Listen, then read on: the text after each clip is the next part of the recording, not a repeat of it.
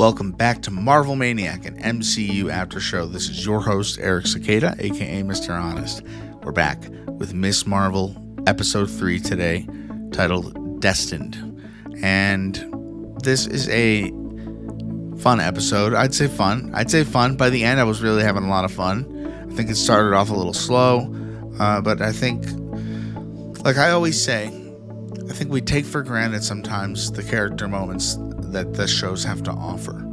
I think they've offered a lot. I think the fact that we get pretty much 2 or 3 movies worth of Kamala to get to know this character, to start her journey into the MCU, I think that's spectacular. The fact that they are leaning in to maybe not putting the shows as an important watch or tie-in anymore. They've said that. They said next month for Ironheart, that's going to be the last one that won't really tie in with the main movie storyline. And personally, that kind of sucks in my opinion. I like Loki, and if anyone, let's see how it turns out, because Loki is probably the most necessary thing to watch, honestly, before Doomsday, because spoilers, but he's holding the multiverse together. The whole story of his introduces, I feel like, the main conflict of what the multiverse, where that will take place. So I know we're a little off topic. We're just getting into this decently good Ms. Marvel episode. Now, it wasn't my favorite. I've said that. I don't want to lean into that because it's not a critique of the episode, but I still see the purpose behind it. And there weren't things that I hated about it. I just wasn't as engaged as a viewer in this episode. It's really hard for me to say that, but I've decided I'm not going to avoid issues I have. I'm going to try and stay honest. If you disagree with issues I have, that's completely fine. And also, MarvelManiacPod@gmail.com. Your take is more than welcome, and I'd love to hear it. I love all the takes, unless they're mean and they don't. It's about how the actress looks in real life. We're not doing any of that here, unless I don't know. No, there's no reason. But a lot does happen in this episode to move the story forward. Kamala's brother, I love this guy. I love the beard. His name is Sagar Sheikh. I ruined his name. He plays Amir, Kamala's brother. And while I have the list up, let's just give a little bit of credit to this amazing cast. Ayman Villani, probably ruining that, but Kamala Khan, I think she's fantastic. Matt Lintz is Bruno, the young-looking Tom DeLonge from Blink-182, if they're ever to do a Blink-182 biopic, or if I ever decide to be a filmmaker and make one, he's got the cheekbones and he's got the chops. Does he have the voice is the real question. Zenobia Shroff on Mrs. Khan. Her real name is Oh no, that's her character name is Muniba, but that's Kamal's mom. Really, I give her a name. Yasmin Fletcher as Nakia.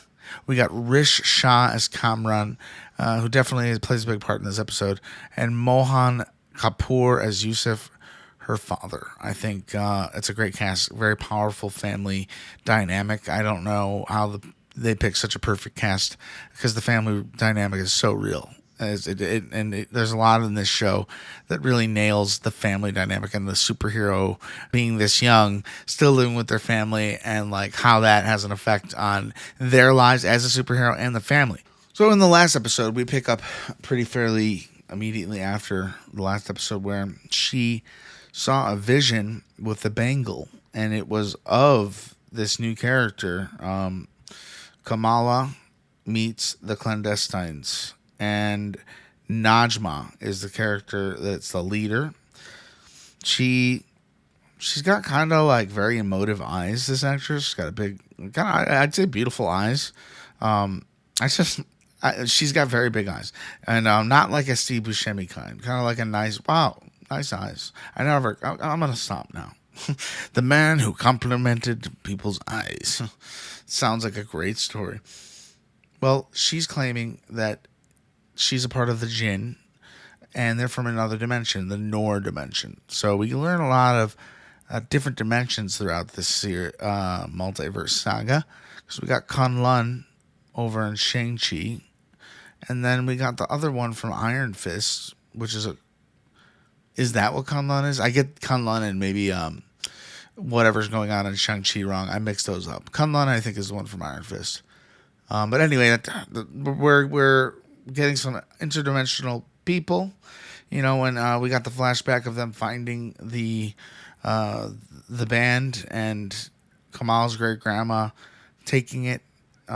We got to see the first sign of Najma, and it looked like they were taking the bangle, off of like a blue hand, a Kree. So that was kind of cool. And anyway, she was seeing like this vision, which is why she almost dropped the kid at the end of the last episode. The kid who eats pizza and ice cream on his pizza, and she almost lost him, but she saved him. So the damage control definitely doesn't give it a crap. They're going to still come after her. So the clandestine, led by Najma, Jin, so a lot of information, the Noor dimension. I'm like, this is where I'm like, okay, this is where it stops becoming a kid's show and goes more into a kind of deeply complex plot about interdimensional travel and magic and history and influencing it via time loops. Yeah, we're going to some crazy places in the next few episodes. We're only halfway done, and these last few, from what I remember, they got a lot of punch, so be sure to stay tuned. Kamala's powers are linked to her great-grandmother Aisha, who may have helped the clandestines. We're going to learn more about her as the next few episodes unfold. Damage control raids the mosque. Can you believe that? There's this big fight at the wedding, and Kamala protects her brother and new sister-in-law. Somehow not many people saw her powers, but she was doing her best to take on these insane people. At the beginning of the episode, they're nice to her, but they just want the bangle. That's all they want. They don't care about Kamala. They want the bangle. It's all that really matters to them. The fight at the wedding is cool. Kamala is utilizing her powers, clearly still learning. These people are trying to slash her in half with like giant weapons. She's got a pretty good some pretty good adversaries for her first run. I mean, like that one guy with the goatee, he's like a super soldier level strength. He's like tossing things around, and he's scary. Kamala handles it like a pro, or the best she can. Like I said, that big fight, probably my favorite part of the episode. The key takeaways from this episode, the pacing is a little slower, but we are expanding Kamala's world, which I think is really fun and really important. Also, the longer origin story. A lot of the shows seem to do this, where they build up to finding out who Kamala really is, and we're right with her for this ride. So who is Aisha exactly? And how could she be tied into the bigger cosmic lore? A few more episodes, and we'll probably find all the answers we could ever have for that. Not really. The bangle thing still goes into the Marvels. Let's just say that. The Jin and Noor, all that. Possible groundwork for multiversal energy or mutant-like origins. Also, does damage control become that recurring threat for street-level superheroes of now and the future? Will we see Peter, aside from when he broke into their facility by accident that one time, will we see Peter Parker deal with damage control? Let me just say real quick on the Spider-Man topic. I have no idea what's going to happen in the next Spider-Man, and we really need to see it. I miss Spidey so much. How about you guys? It'd be really cool to see these two characters, Spidey and Miss Marvel, together.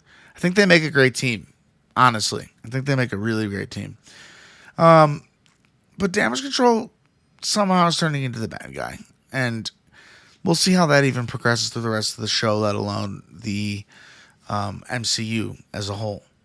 So, to me, the crazy fun part of this episode was when Kamala saw the vision of a train, and she got a call from her grandma telling her she needs to come to her in another country. I forget which one. We'll definitely know next episode if she does go there. She says, did you see the train? So the grandma had the vision too. So something's going on. There's magic in the family. The grandma has got some things to say, and I think Kamala may be going to visit her. So yeah, a bigger, longer episode. Like I said, I wouldn't call it filler. I'd call it character work. And the ending was awesome. Lots of action. So the episode wasn't what I'd call boring. I'd call it, I don't know. I'll just give you like a 7 out of 10, to be honest. I like the episode. I like where the show's going. And I also just love the introduction of this new hero. I'm happy that they're going to stop doing so much so like the people who watch the movies aren't confused and everyone could be on the same page. And yes, Marvel can make every movie a hit. I believe that time is coming back. Russo brothers doing Doomsday is definitely the first step, and the fact that they directed that post-credit scene at the end of Thunderbolt Star. Spoiler alert: New Avengers. That was completely directed by the Russos themselves. What do you think? Did this episode work for you? Did you connect with the clandestines, or do you think they're just kind of like crazy and bloodthirsty and desperate for their need for the bangle? Give me your thoughts. MarvelManiacPod@gmail.com. Don't be shy. Let me know what you think. And what do you think of the series so far? What do you think of it as a whole? I'm very interested. I am very appreciative of getting your thoughts and knowing how you feel about the show and the character of Miss Marvel. Was this great? I mean, I really think I think she's a great character. I think she's got even a brighter future, even though this came out almost 4 years ago. You know what? They're all going to grow into their roles. I think it's going to be fantastic. They won't maybe the Young Avengers, I'll name them something else, but I think that team up is bound to happen, especially with a certain post-credit scene of a certain Marvel's movie we'll be watching after I get through this series, which we got 3 more. Thank you for listening today. We will see more Kamala next Wednesday. We release at 5 a.m. Wednesdays and 2 p.m. Fridays, Central Time Zone, America. And I hope that you have a wonderful rest of your week. I will see you Friday for, yes, we're going there, Thor, Love, and Thunder. I am going to talk about the movie. I'm going to give it criticism, but I'm also going to try and find a few little things that I liked about it, and how even a movie we consider to be bad can bring out a lot of good. So I can't wait to talk to you about that. And until next time, Avengers, disassemble. Oh yeah, go to patreon.com/MarvelManiac for exclusive minisodes. We already got a few up there, and you're going to get one every week. We would love to see you there. The support means the world. And we have a tip jar in the About section. Anything and everything goes along the way, and nothing is okay too. We're happy to have you here. And until next time, well, I said it already. Bye.